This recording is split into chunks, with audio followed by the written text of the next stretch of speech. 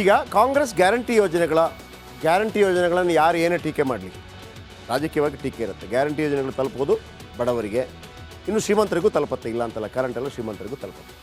ವೀಕ್ಷಕರೇ, ನಿಮ್ಮ ಮುಂದೆ ಈ 5 ಯೋಜನೆಗಳು ಯಾವ ರೀತಿ ಜನರಿಗೆ ತಲುಪಿದೆ ಅಂತ ಹೇಳ್ಬಿಡ್ತೀನಿ ನಾನು ನಿಮಗೆ. ಯಾವ ರೀತಿ ತಲುಪಿದೆ, ಜನಮಾನಸದಲ್ಲಿ ಏನು ಹೇಳ್ತಾರೆ ಇದರ ಬಗ್ಗೆ ಅಂತೇಳಿ. 5 ಯೋಜನೆ ಅಲ್ವಾ, ಬನ್ನಿ ಯಾವುದೆಲ್ಲ ಆ 5 ಯೋಜನೆ ಹೆಂಗಿದೆ ಅಂತ ಹೇಳ್ತೀನಿ. ಯಾವುದು? ಮೊದಲಿಗೆ ಉಚಿತ ಪ್ರಯಾಣ ಬಸ್ಸಲ್ಲಿ ಮಹಿಳೆಯರಿಗೆ ಫ್ರೀ, ಎಲ್ಲರಿಗೂ ಫ್ರೀ, ಮಹಿಳೆಯರಿಗೆ, ಕರ್ನಾಟಕದೆಲ್ಲ ಮಹಿಳೆಯರಿಗೆ ಫ್ರೀ, ಹೌದಲ್ವಾ?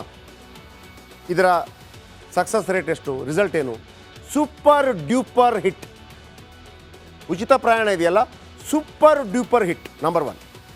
ರಾಜ್ಯದ ಮಹಿಳೆಯರಿಗೆ ಉಚಿತ ಪ್ರಯಾಣ ಭಾಗ್ಯ ಸೂಪರ್ ಡ್ಯೂಪರ್ ಹಿಟ್, ಅದರಲ್ಲಿ 2 ಮಾತಿಲ್ಲ.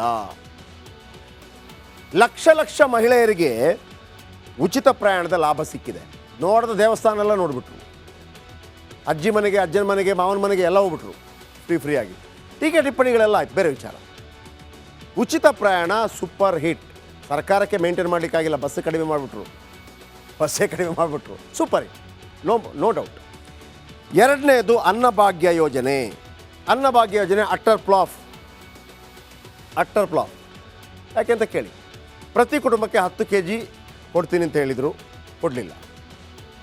ಆಮೇಲೆ ಅಕ್ಕಿ ಹೊಂದಿಸಲಾಗಲಿಲ್ಲ ನಿಮಗೆ, ನೀವು ಮೋದಿ ಕೊಟ್ಟಿಲ್ಲ, ಕೇಂದ್ರ ಕೊಟ್ಟಿಲ್ಲ, ಅದು ನಿಮ್ಮ ಹಣೆ ಬರ, ನೀವು ಅದನ್ನು ಮಾಡ್ಕೋಬೇಕಾಗುತ್ತೆ. ನಾವು ಸರ್ಕಾರದ ಬಗ್ಗೆ ಹೇಳ್ತಿರೋ, ಅಕ್ಕಿ ಹೊಂದಿಸಲಾಗದೆ ಹಣ ಕೊಡ್ತಿರೋ ಸರ್ಕಾರ 175 ರೂಪಾಯಿ ಕೊಡ್ತಾ ಇದೆ.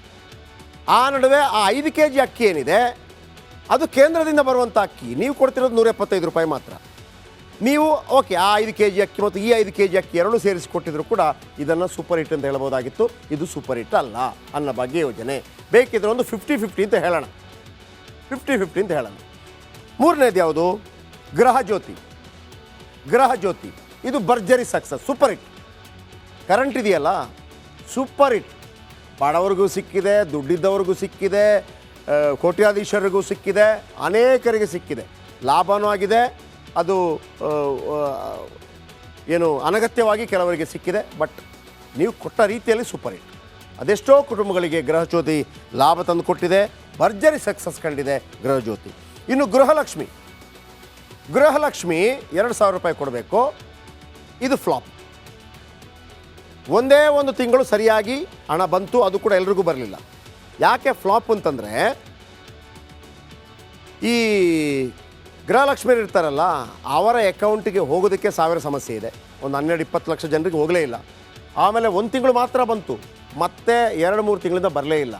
ತಾಂತ್ರಿಕ ತೊಂದರೆ ಸರಿ ಮಾಡಬೇಕಾಗಿರೋದು ಯಾರು? ನೀವು ಅದರ ಬಗ್ಗೆ ಗಮನ ಹರಿಸಿಲ್ಲ ಅಂದರೆ ಯಾರನ್ನು ಕೇಳಬೇಕು? ನಿಮ್ಮನ್ನೇ ಕೇಳಬೇಕು. ಸರ್ಕಾರ ಯಾರ್ದು? ನಿಮ್ಮದು. ಕೇವಲ ಗ್ಯಾರಂಟಿ ಯೋಜನೆ ಕೊಟ್ಟಿದ್ದೀವಿ, ಓಟ್ ಹಾಕಿಲ್ಲ ಅಂದರೆ ಮತ್ತೆ ಇವನು ಕೇಳ್ತಾನಲ್ಲ, ನಮಗೆ ಬಂದೇ ಇಲ್ಲಪ್ಪ ಅಂತೇಳಿ. ಹಾಗಾಗಿ ಭಾಗ್ಯಲಕ್ಷ್ಮಿ ಏನಾಗಿದೆ, ಅದು ಗೃಹಲಕ್ಷ್ಮಿ ಫ್ಲಾಪ್ ಆಗಿದೆ. ಇನ್ನು ಯುವ ನಿಧಿ 1 ವರ್ಷದ ಅಂತರದಲ್ಲಿರುವಂಥ ಅವರಿಗೆ ಕೊಡುವಂಥದ್ದು ಡಿಸೆಂಬರಲ್ಲಿ ಆರಂಭ ಆಗಿತ್ತು. ಇದೇ ತಿಂಗಳು ಅಂದರೆ ಶುರುವಾಗಿದೆ ಡಿಸೆಂಬರ್ನಿಂದ. ಅದರ ಸಾಧಕ ಬಾಧಕಗಳ ಬಗ್ಗೆ ಗೊತ್ತಿಲ್ಲ. ಹಾಗಾಗಿ 50% ನೀವು ಸಕ್ಸಸ್ ಆಗಿದ್ದೀರಿ ಗ್ಯಾರಂಟಿ ಯೋಜನೆಯಲ್ಲಿ. ಯಾವುದು? ಉಚಿತ ಬಸ್, ಆಮೇಲೆ ಫ್ರೀ ಕರೆಂಟ್ ಮತ್ತು ಅನ್ನಭಾಗ್ಯದಲ್ಲಿ 50%. ಅದು ಬಿಟ್ಟರೆ ಭಾಗ್ಯಲಕ್ಷ್ಮಿ ಫ್ಲಾಪ್, ಯುವ ನಿಧಿ ಗೊತ್ತಿಲ್ಲ, ಮತ್ತು ಅನ್ನಭಾಗ್ಯದ್ದು ನೀವು 10 kg ಕೊಡೋಕ್ಕಾಗಿಲ್ಲ. ಸೊ 50-50, 10ರಲ್ಲಿ 5 ಮಾರ್ಕ್. ಜನ ಅಂದರೆ ಇದು ಸರಿಯೋ ತಪ್ಪ ನೀವು ಹೇಳ್ಬಿಟ್ರಪ್ಪ. ಸರಿ,